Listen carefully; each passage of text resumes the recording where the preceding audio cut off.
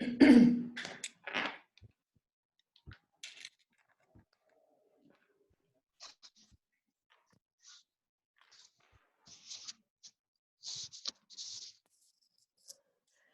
everyone, Assalamu alaikum. I hope you all are good today. Good. So I have already begun the recording of this session, and so let's get started. And what I'm going to do is I'm going to share my screen with you all. But before that, I wanted to ask you something important. Let more people come and then I'll talk about that.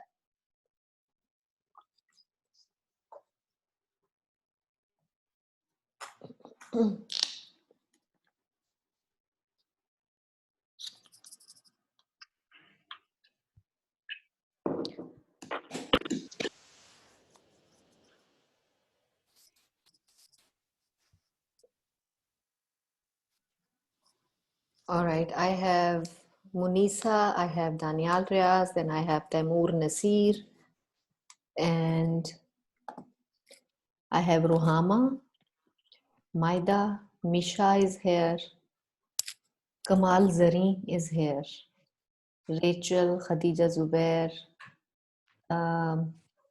Muhammad Arslan, your name is better not, I can't read your name.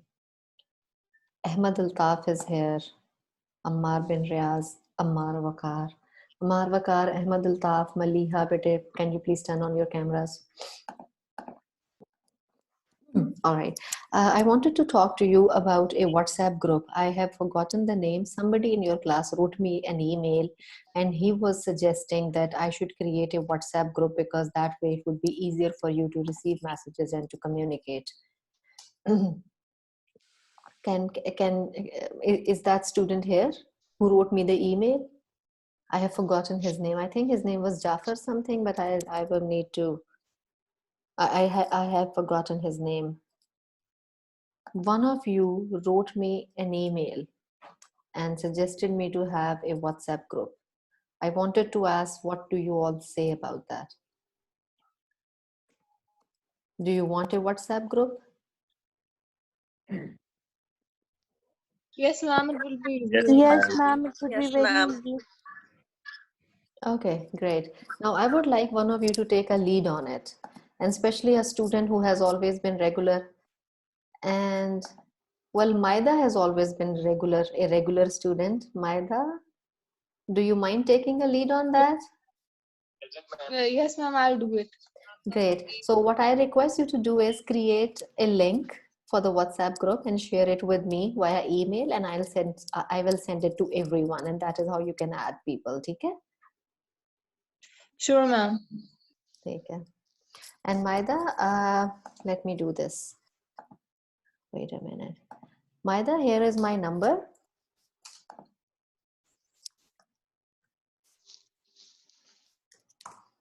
If you can please save my number and add me, so that is how you will stay connected with me.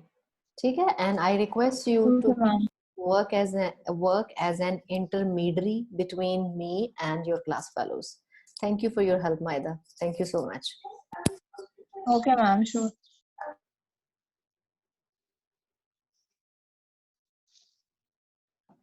Okay, let's begin now. I'm going to share my screen with you all.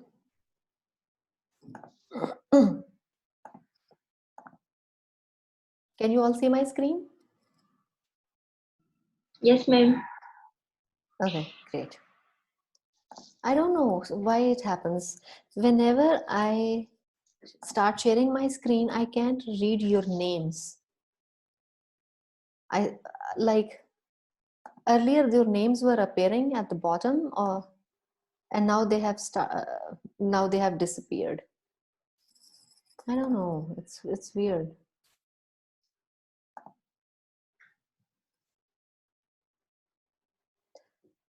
Can you make your name stay on your screen? Does anyone know? I think when you do right click on your screen, especially on your picture, then there is an option. It asks you to rename yourself. I request you to please write only the names that appear on Empower. And I think that is the way you can you can make your name stay on the screen, I think, but let's see. All right, let's begin. So as you all can see on the screen today, we are going to talk about Shannon and Weaver's model. Okay? Let me tell you very briefly that this model that we are going to discuss today again is one of the very basic models of communication. We'd already discussed a basic model. Its name was Lasswell's model. We discussed excuse me, we discussed it in last class. That model, Lasswell's model, came out in 1948, and when I was describing that model, I encouraged you to think about the time period, and I told you that that was the time period when newspapers were in vogue, radio was in vogue, and these were the famous means of communication. So whenever we are thinking about or learning a model, it is, I think, important for us to think about the time period during which the model was originated, because scholars or researchers who proposed the model, of course, they were working within their given circumstances. So let's talk about the time period for this model. This model came out in 1949, a year after a Lasswell model was proposed. I'll go back to my last slide. I don't know what's happening here.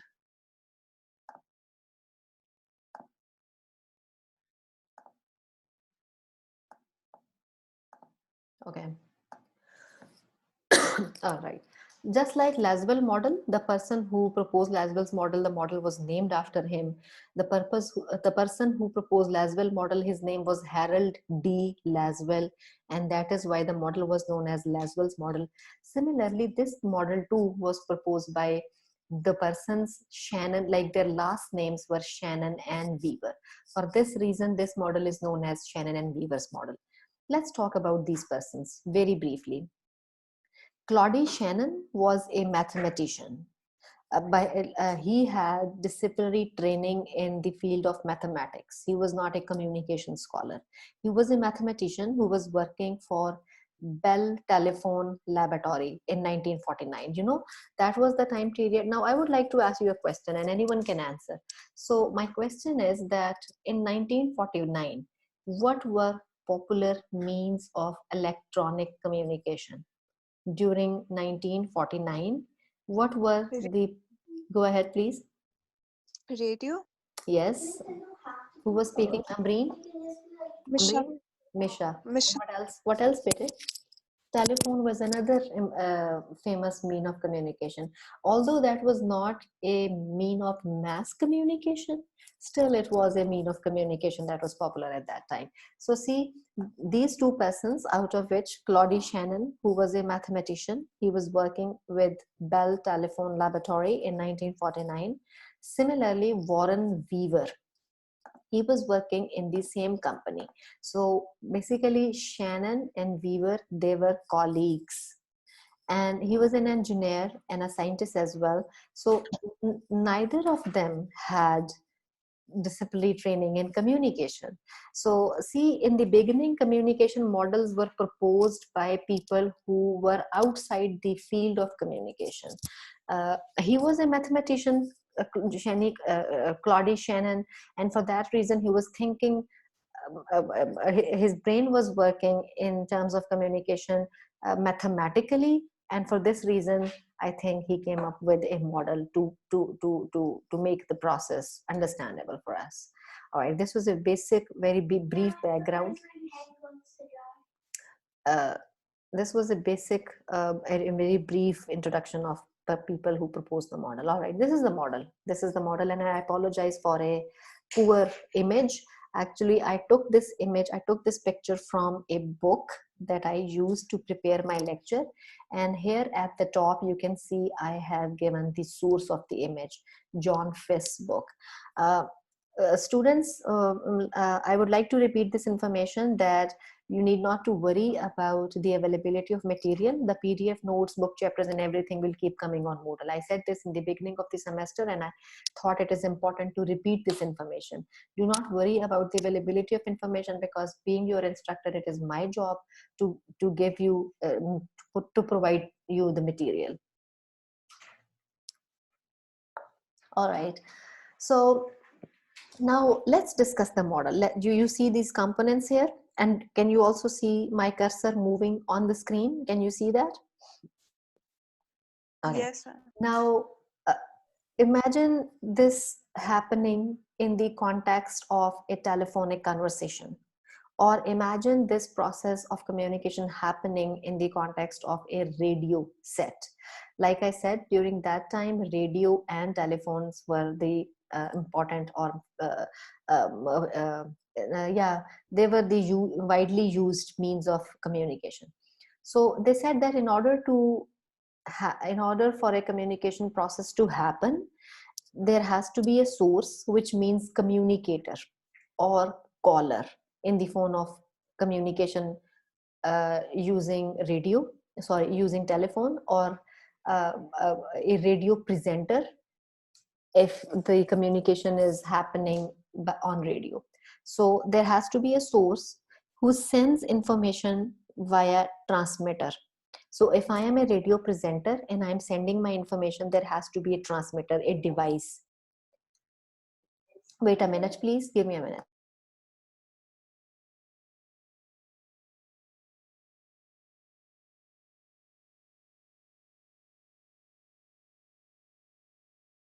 All right. So imagine this is it begins from a communicator, and then it goes to a device, which is a transmitter. The information goes in the form of a signal, and then after it passes through the transmitter, it is received from on the other end by a receiver. Let's say if someone is making a phone call using a landline phone, the information goes from a phone set to another phone set, which is at the receiving end. Imagine if a communicator or a radio presenter is sending information using the radio as a mean of communication.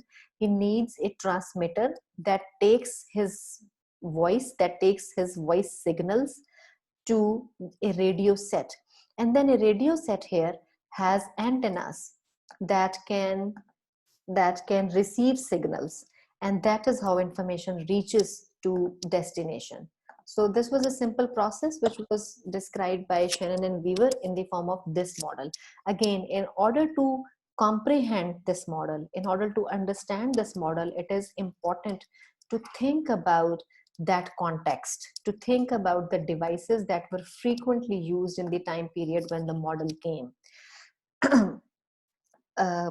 And the devices that were used during that time were, of course, radio and telephone set. Let's talk about noise here. So Shannon and Weaver proposed that noise is a factor. It is an element that can intervene at any stage not at any stage, usually intervenes here. When the signal is being transmitted from transmitter to receiver, that is where noise can intervene.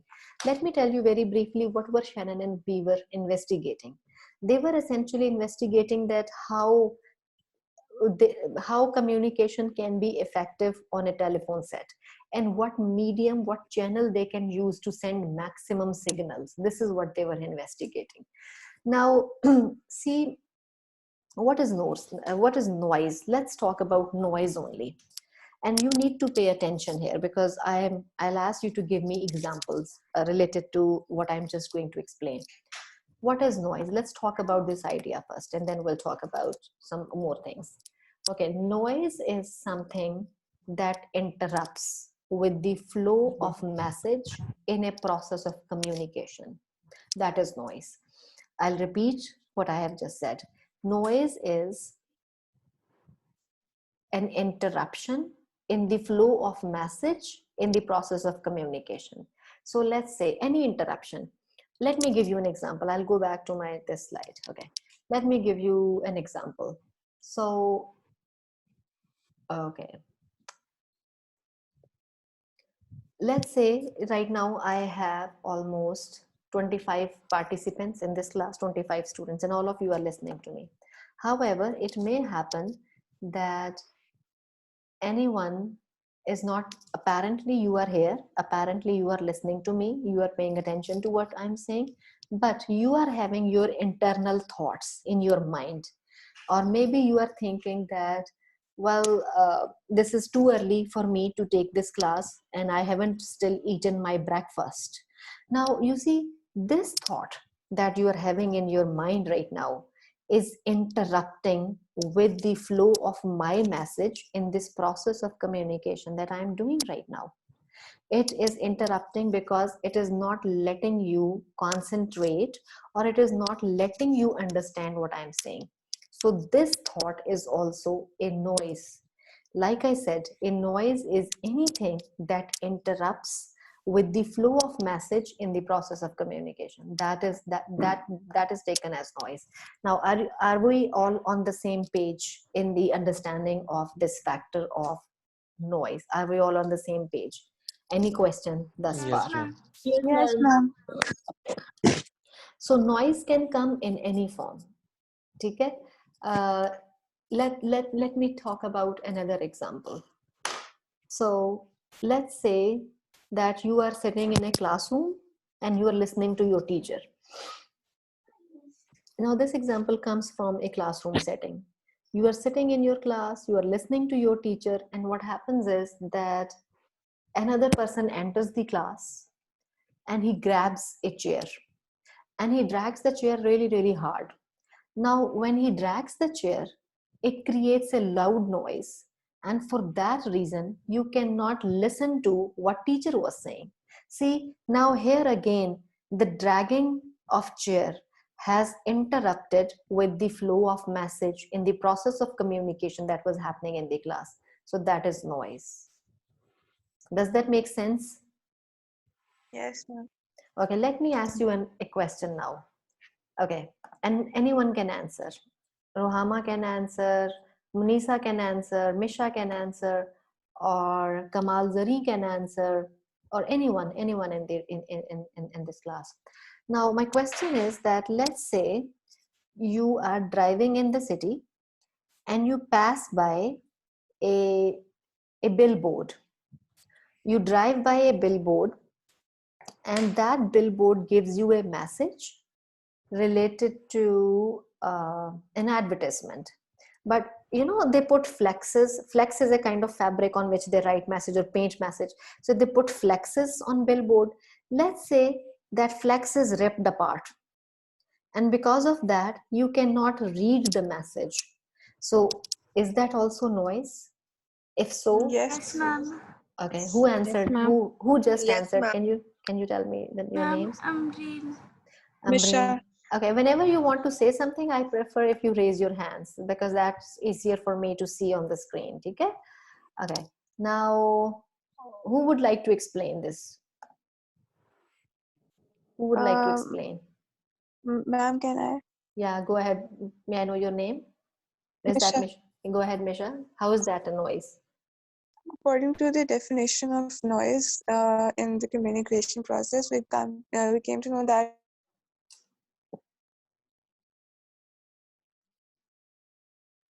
can be termed as noise. So Yeah. in this case, that regular part of the flex is also kind of noise because it Shabash. is kind of Yes. disturbing to Yes. Anything that interferes with the smooth flow of message in a communication process is noise. Okay. Okay, let's talk. Can anyone give me another example of noise? Any other example of noise? Okay. Yes, ma'am. Excuse me, ma'am. Sure, go ahead, please. Go ahead. Ma'am, can I give an example? Sure, Ambreen, go ahead.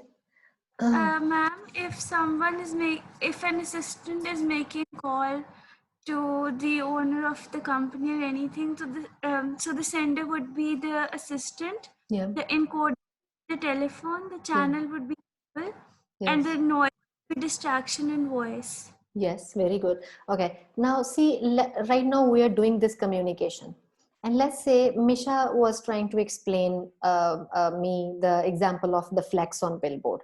And when she was speaking, it happened only for a moment. My internet connection was a little bit unstable and I lost her voice. Even her picture froze on my screen. And it happened only for for a couple moments.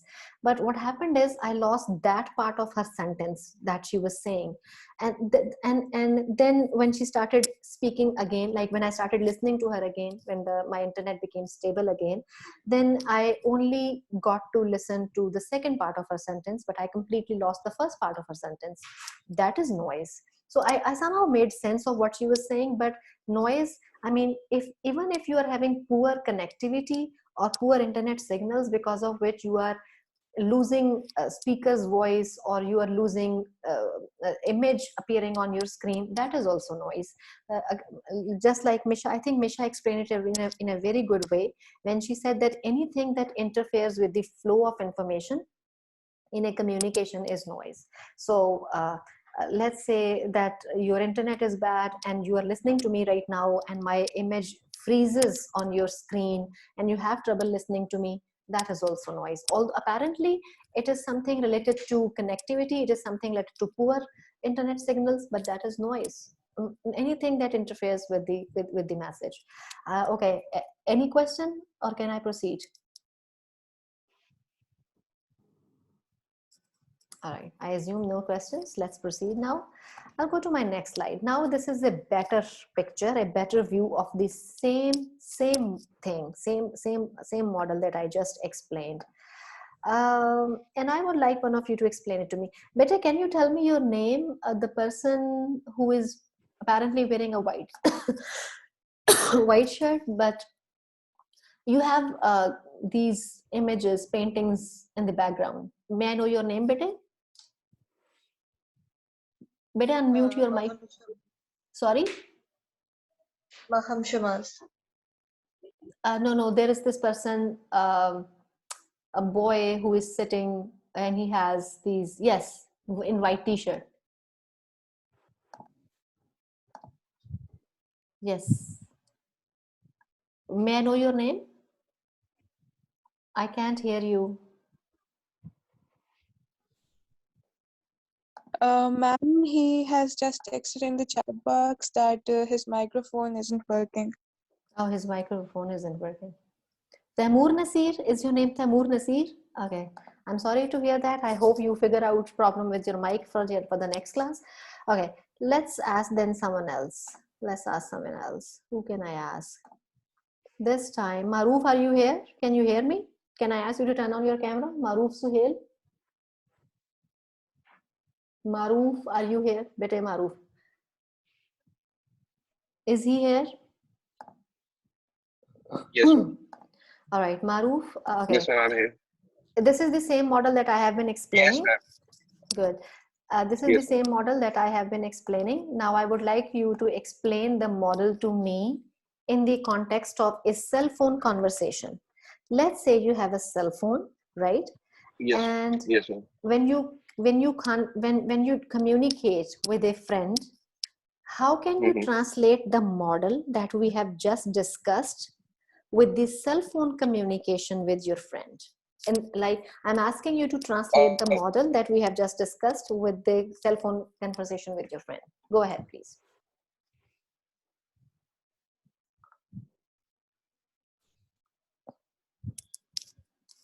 Yes, ma'am, I can. Ma'am, basically the information source is whoever is talking. Like I am talking to you right now and explaining this model. So I am the information source. My phone is transmitting it to the signals. Shabash. Good job. Good And job. yes, ma'am. Okay, If next. I have distraction in my internet connection, so it will be the noise. Shabash. Shabash. And your devices, your laptops or phones are receiving it, transmitting that signals again into voice. Yes. And then you are listening to me. Shabash. So thank you, Maruf. What Maruf has just said is that if he is calling his friend using his cell phone, in that example, caller, which was Maruf Suhail, caller will be the source. Maruf's cell phone, caller's cell phone will be the transmitter, and the signals will carry his voice message to the cell phone of receiver, his listener, and his listener in that case would be the destination. ठीक है? And he also gave us the example of noise. He said that if because of poor signals my voice drops, that would work as a noise. I hope the model is actually quite simple. I was trying to help you to translate it into our everyday routine settings as well. And Maruf, he translated it very well in this laptop communication as well. Let's move on to the next slide. All right, what we see here is an extension, a revision. What is extension? Extension kya hoti hai? You extend something, addition. Okay? Extension is taken in that sense here. So in 1970, now this was the time period when TV, of course, had become popular among audience. In 1949, although TV was there, it wasn't a popular medium. However, by the time the model was revised, TV had become a popular medium. Now, this scholar's name was Melvin DeFleur, if I'm not mistaken. Yeah, Melvin DeFleur, and he was a communication scholar. He, in 1970s, he revised the model, he extended it.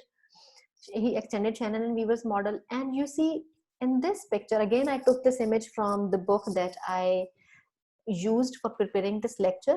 Students, I think it bears repeating that the information on related to our recorded lectures and our PowerPoint slides and PDF notes will regularly go on Moodle. I'll not send an email to everyone to let everyone know that recorded lecture is there and PowerPoint notes are there, and it is understood. I think it is your job to check your Moodle account on a regular basis. Actually, every day after the class, after every class, it is your job to check your Moodle account. Okay? All right. So, and the image that you see here is actually from the PDF notes that I will upload, that you will find on Moodle, and you will find the image there as well. So in 1970s, again, let's talk about the time period of TV. Have you ever seen a TV show on a TV where the host of the program or a program producer receives letters from audience and they read letters to audience in the TV program? Have you ever seen such a program on TV? Yes, ma'am. Okay, any example? Any example? Ma'am, in morning shows. In it morning happens. shows, I was going to say the same thing. I have seen this happening in morning shows. They receive their viewers letters. Yes, we go ahead. Ma'am एक वो show आता है वो mad का जिसमें वो drawing वगैरह करता है, उसमें भी लोग फिर उसे Yes, ma'am. ड्राइंग वगैरह भेजते हैं अपनी. Tell me your name, please. Ma'am Mohammed Arbaz Khan. Arbaz Khan. Good job, Arbaz Khan. A very good example. Yes, that's very good. So that is feedback. Don't you think that is feedback coming back to the producer?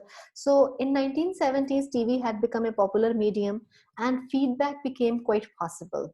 Although it wasn't faster, it wasn't as fast as it is today because of internet, but still the element of feedback was there. So that led Melvin DeFleur to revise the model.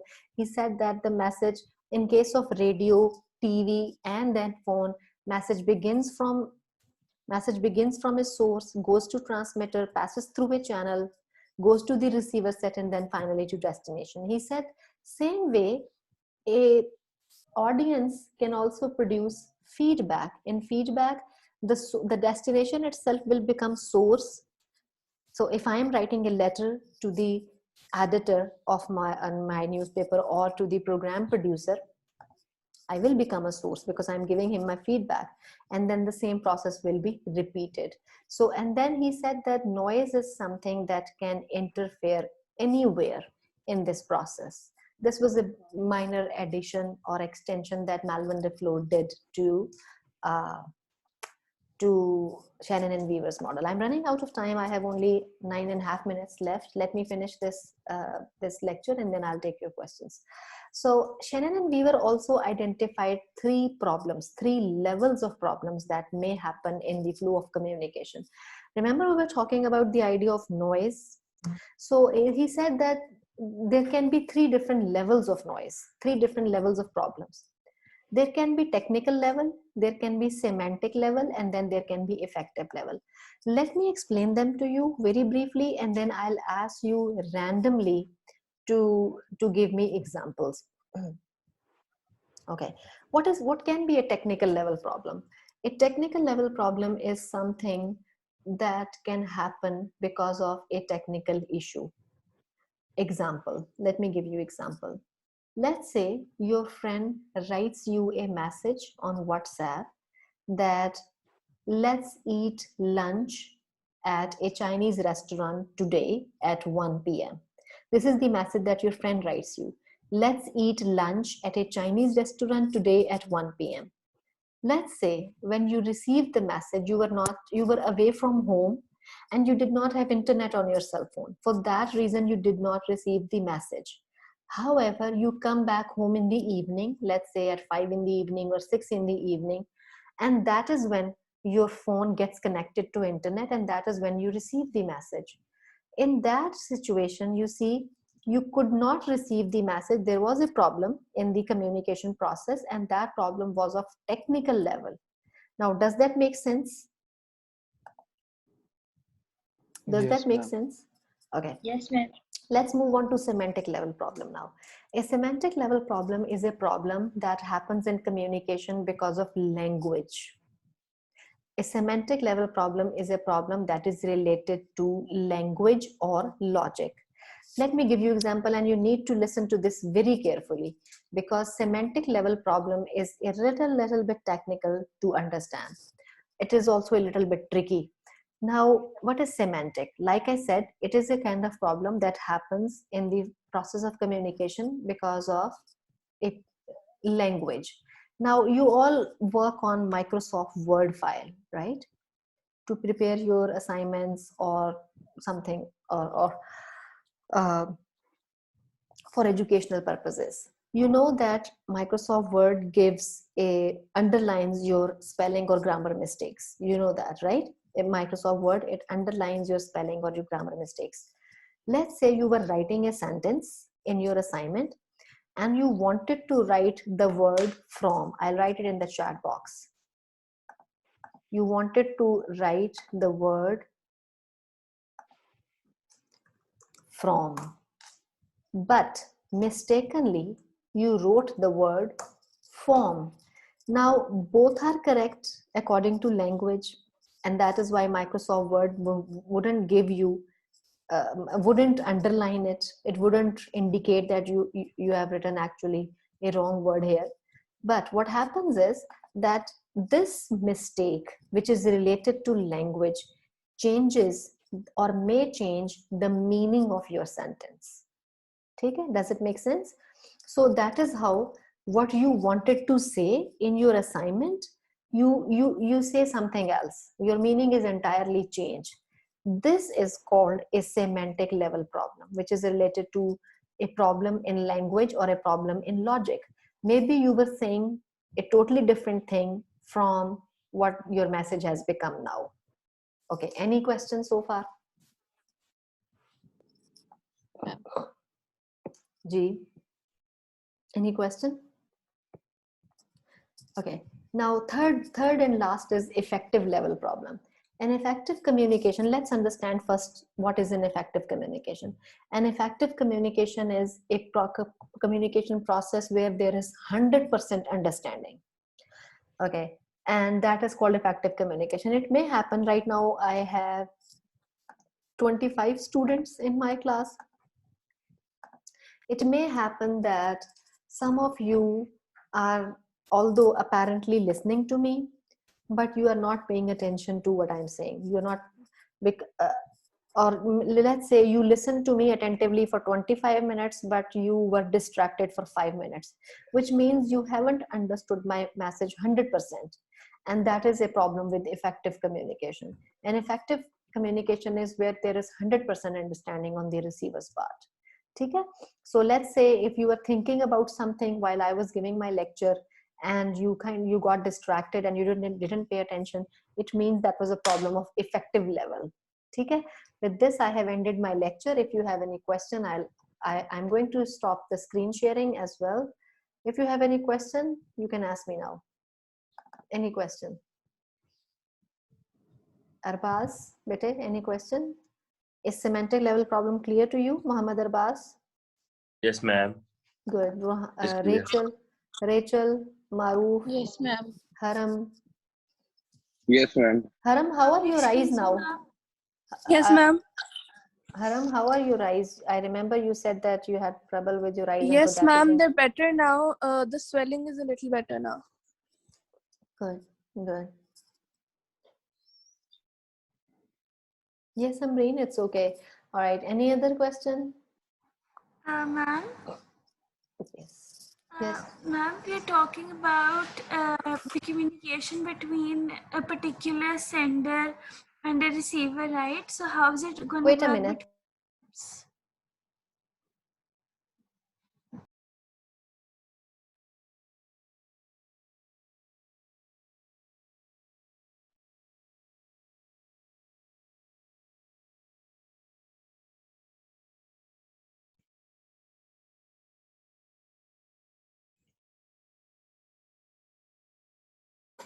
I'm sorry, I'm back. Amreen, what were you asking? It's okay, ma'am.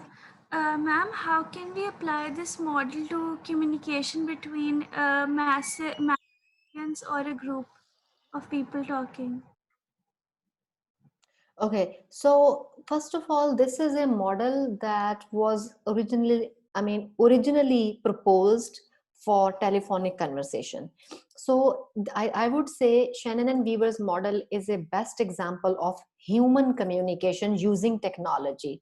However, this model not necessarily applies to mass communication. Well, we can translate it to that context as well. I'm not saying that we cannot translate it to mass communication perspective. However, originally the model was proposed for human communication using technology, but it can be applied to mass communication. Like what we do on technology, let's say using television or using internet, that is also, applicable here. Okay, I have less than a minute left. My call may drop any minute. Does that answer your question, Amreen? Yes, ma'am. Thank you. Originally, what I was precisely trying to say is that the model was actually proposed for human communication using technology, and the technology at that time was telephone. Okay, I couldn't do your attendance because I wanted to finish my lecture, but that's okay. We can do it next time. Thank you. And I would like to end today's session. Thank you and goodbye. Bye, ma'am.